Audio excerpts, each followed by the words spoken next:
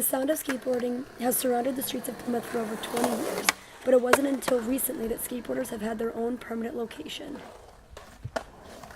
Lifelong Campton resident Matt Benedict explains the popularity of skateboarding within the area, despite the lack of a permanent park.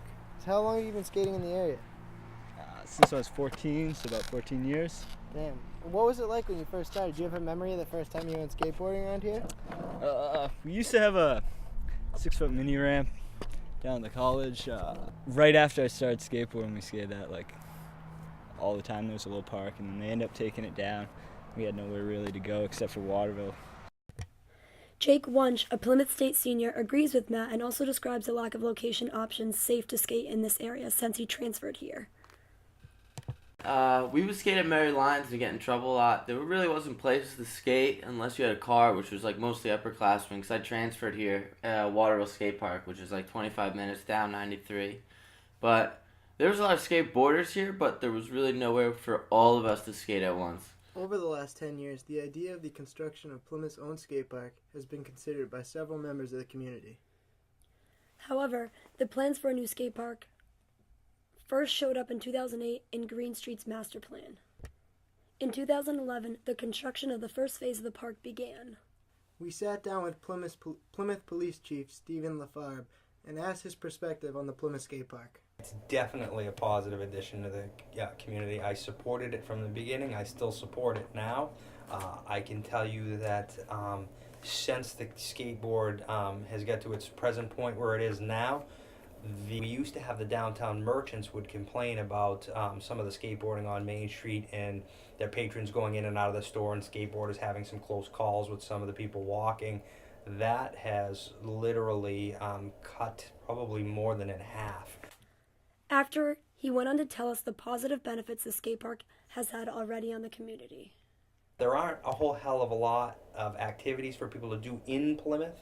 Giving them an outlet like the skateboard park is definitely a positive and good thing to do. I mean, it's a sport, and I'm a big fan of sports. And sports, when you give kids or young adults things to do, it keeps them out of trouble. The majority of the people who use that self-police it and take care of it, because I think it's a point of pride for those people to be able to go down there and use that. Like I said, I definitely think that the skate park is something positive for this community, and I think we should finish the project and expand on it, and I support that 100%.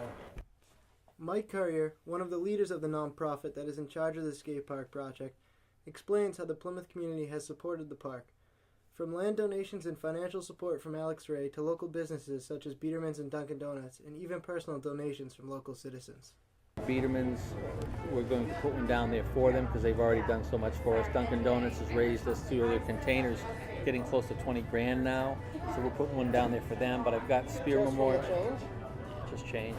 It's unbelievable. Wow. Yeah. Despite previous funding, Mike explains the amount needed to finish the park. So the 136 will finish the skate park project off. Wow. So that'll put in everything you see in these drawings. It'll finish it. He continued to talk about the positive atmosphere that the park promotes. These kids are great. They're okay. They're all right. They're polite. They're respectful. I mean, you get individuals who aren't, but you're going to get that in anything, and that really has nothing to do with skateboarding or snowboarding or whatever the sport is. Yeah. Skateboarders are skateboarders. They're not like vandalizers. They're down there to skateboard. They want to do their thing with their sport. It's individualized, yet everybody really has a great appreciation of what the other person does. Nobody is dumping on anybody. Nobody's like competing against somebody. They're kind of competing against themselves to become better. So I think it's really healthy in that respect. This atmosphere has helped convert several people into supporters of the park. I had one guy here that's donated $1,000, and he's going to donate. He just told me recently that once we start building again, he'll donate another $1,000. And he says, I wasn't sure before. I thought this was going to be a bunch of punks down there and spray painting things and whatnot. He says, but that's a really good thing. Although the park has yet to be finished, Mike is very optimistic on its expansion. A lot of people giving up a little bit to make, great things happen. The skate park is being planned to be finished by August 2013.